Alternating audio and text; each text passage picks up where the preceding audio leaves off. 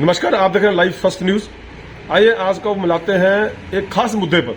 मुद्दा ये है कि जो अप्रवासी मजदूर जो हमारी कंस्टिट्यूंसी में जिले ऊना में रह रहे हैं, वो काफी समय से रह रहे हैं। कोई बात नहीं, आना जाना रहता है, आना होता है, काम करना होता है, पर उस पर खास बात यह है कि कितने लोग आए, उनका पंजीकरण है, उनके बारे में जानकारी है कि कितने हमारे ग्रेट कंस्टिट्यूंसी में रह रहे हैं, कितने जिला ऊना में रह रहे हैं। इसके बारे में हमारे साथ जो प्रेस कॉन्फ्रेंस की जा रही है, जतीश सत्यानंद सरस्वती, जो इस मामले के बारे में आरटीएस भी निकाली है, उन्होंने जानने की कोशिश की तो पता चला कि टोटल 120 बंदे पंजीकृत हैं, पर हमारे इलाके में लगभग जो अप्रवासी मजदूर हैं सैकड़ों की संख्याओं में रह रहे हैं। हजारों की कह सकता हूं, सैकड़ों बोल रहा हूं, हजारों की संख्या में रह रहे हैं। चलिए आपको दिखाते हैं वो क्या कहते हैं और उन्होंने कहां जांच की। भगवान महादेव शिव और जगत जननी मां जगदम्बा जी के चरणों में नमन करते हुए मैं जति सत्यदेवानंद सरस्वती, शिष्य परम पूजनीय महामंडलेश्वर गुरु यति नरसिंहानंद गिरी जी महाराज, श्री पंच दशनाम जुना अखाड़ा के अपने बच्चों की सुरक्षा इन सत्ताओं पे और इन प्रशासन पे ना छोड़ें। मैं 2017 और 2016 से 17 से मैं जो यहाँ पे रोहिंग्या और बांग्लादेशी और जितने भी प्रवासी यहाँ पे रह रहे हैं उनके विषय में अपने डीसी साहब से आरंभ करके डीसी साहब से, और उसके बाद जितने भी, जब डीसी साहब ने इसके ऊपर कोई एक्शन नहीं लिया, जो केवल कागजी डॉक्यूमेंट्री कार्रवाई हुई है, उसके बाद मैंने ये बात हमारे प्रदेश के राज्यपाल जी से और फिर हमारे प्रदेश के पूर्व मुख्यमंत्री श्री जयराम ठाकुर जी से, हिमाचल के पुलिस अधीक्षक हैं, उनसे मतलब ऊपर तक सभी प्रशासन अधिकारियों से मैंने ये बात रखी है, मैंने उनको ये बात बताई है। माननीय राज्यपाल जी को और मुख्यमंत्री जी को जो और हमारे एडीसी हैं उनको मैंने ये लिख के दिया हुआ, लिखित रूप में दिया हुआ कि हमारे शिमला की म्युनिसिपैलिटी में रोहिंग्या और बांग्लादेशी कार्य कर रहे हैं। यहाँ पे प्रवासी लोग घूम रहे हैं, कोई फेरी वाले के रूप में, कोई ठेकेदार की लेबर के रूप में, कोई ठड़ी लगाने वाले को मजदूर के रूप में। किसी का भी ज्यादातर लोग हमने ये पाए हैं, ज्यादातर का लोग हमने 99% लोग ऐसे पाए हैं कि जिनका पंजीकरण नहीं है। इस बाबत जब हमने ऊपर तक इसकी कार्रवाई करी, ये 2018 का है डॉक्यूमेंट है जो मैंने लिख के दिया था। उसके बाद ये केवल डॉक्यूमेंट्री कार्रवाई हुई है कि हमारे जो डीजीपी एचपी साहब है उन्होंने पूरे ऑल ओवर हिमाचल के एसपी साहब को लिखित में दे दिया कि हाँ जी इसके ऊपर कार्रवाई करो, अपने अपने वहां पे इंक्वायरी करो, और एसपी साहब ने गांव की पंचायत थाने में दे दिया, जितने भी हमारे पुलिस चौकी या पुलिस थाने थे वहां पे दे दिया। और उसके बाद जितने भी थाने वालों ने उनकी जो अंडर जितनी भी पंचायतें आती थी उन प्रधानों को और डीसी साहब ने गांव के पंचायतों को दे दिया। लेकिन ये सब केवल और केवल डॉक्यूमेंट्री कार्रवाई हुई है।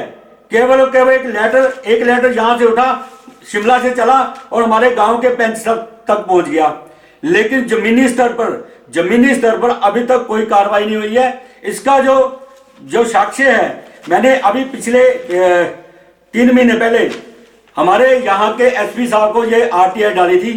इस आरटीआई में मैंने गगरेट थाने का और अपने अंब थाने का के अंतर्गत पड़ते हुए जितनी भी पंचायतें हैं उनमें जो प्रवासी लोग रह रहे हैं उनके बारे में मांगा था कि कितने पिछले 1 साल में आपने कितने पंजीकरण किए हैं। मुझे हैरानी हुई कि गगरेट का तो मुझे कोई ब्यौरा मिला नहीं, लेकिन जो अंब का ब्यौरा मिला है मुझे, उसमें मात्र 110 पंजीकरण हुए हैं। देखिए एक कानून है। हम लोग भी अगर यूपी में जाते हैं ना तो हमारा भी वहां पे स्थायी पंजीकरण है। हम लोग अगर हरियाणा में जाते हैं ना, ये एक सिस्टम है, उस सिस्टमेटिकली तरीके से जा सकते हैं ना। अभी बरवाई में आपको पता है कि पिछले 1 महीने पहले वहां पे एक मर्डर हुआ, वहां पे लूटपाट हुई है, बहुत सारे प्रवासी थे। कि अपनी सुरक्षा आप लोगों को स्वयं करनी चाहिए, करनी पड़ेगी, चाहिए नहीं पड़ेगी। और संरक्षण जो दे रहे हैं इसमें, अगर ये लेटर आप मेरा देखें, इसमें मैंने साफ लिखा हुआ है कि यहाँ पे जो रसूखदार लोग हैं, रसूखदार लोग इनको शरण दिए हुए हैं, रसूखदार लोगों ने इनको पनाह दी है, ठेकेदारों ने इनको पनाह दी है।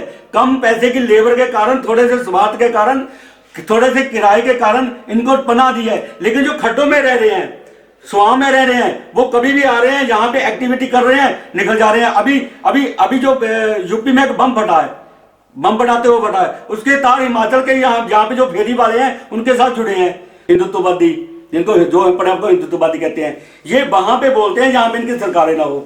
दिल्ली में आप एक कत्ल हो गया, दिल्ली में कत्ल हो गया, यहाँ पे सरकार इनकी नहीं है, वहां पे वो पूरे, यहाँ पे भी आपने देखा कि यहाँ पे भी लोग इकट्ठे होकर ज्ञापन दे रहे थे, लेकिन प्राची राणा के लिए उन्ना से बाहर किसी ने ज्ञापन तक नहीं दिया था, उन्ना से बाहर किसी ने वो नहीं बोला था। इसका कारण और कुछ नहीं है, क्योंकि हिंदू अगर मर रहा है तो वो उसका कारण है कि उसकी आवाज इसलिए नहीं उठ रही है कि उनके लोग जो हैं केवल और केवल मुनाफा मांगते हैं, फायदा देखते हैं। इसलिए अगर एक मुसलमान या दूसरी कम्युनिटी का, चाहे सिख हो, दूसरी कम्युनिटी का कोई व्यक्ति मरता है ना, वो क्लेम नहीं मांगते, वो मांगते हैं कि हमें इसकी सजा चाहिए। और जब वो सजा मांगते हैं तो उनको क्लेम भी मिल जाता है और उनका नाम भी उछल जाता है और सब कुछ हो जाता है। तो ये कारण है कि हमारे लोगों की जब भी मौत होती है तो वो दबके रह जाती है। वो और कहते हैं सभी सहाय सबल के, कौ ना निर्भर सहाय, पवन जगावत अग्नि को, दीप भी देत वो हक बजाए।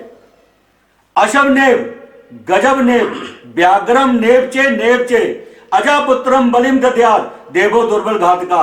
कहते घोड़ों की नहीं होती और हाथियों की भी नहीं होती, शेरों की तो कदापि नहीं होती।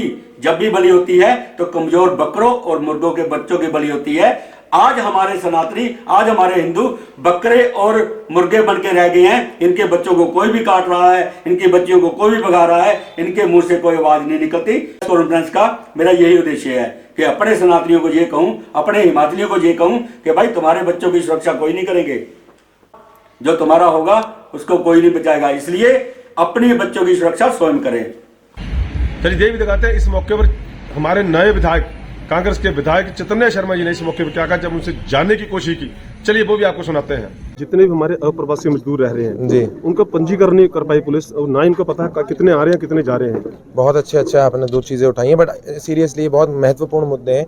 इसके ऊपर भी जो है हमने इलेक्शन के टाइम पे भी जो है बहुत ज़्यादा सवाल जवाब हुआ था इसके ऊपर। तो हम सभी का जो है अभी तो कैटेगराइजेशन कराएंगे, क्योंकि देखिए क्या है, एक है ट्रांजिटरी लेबर, एक लेबर जो है आती है सीजन में फिर चली जाती है, एक है यहाँ पे परमानेंट लेबर जो 15-15, 20-20 साल से यहाँ पर है, परंतु अभी भी उनका सिस्टम में जो है कहीं पर भी उनका सॉलिड नहीं करा हुआ। तो हम उनका पहले तो रिकॉर्डिंग कराएंगे, उनका जो सारा का सारा है कंपाइलेशन कराएंगे डेटा का, एंड फिर कंसर्न विभाग में हम देखेंगे कि कैसे या तो हम उनको यहाँ पर ही सेटल करें, या अगर उनके लिए अगर कोई दूसरा प्रावधान करना।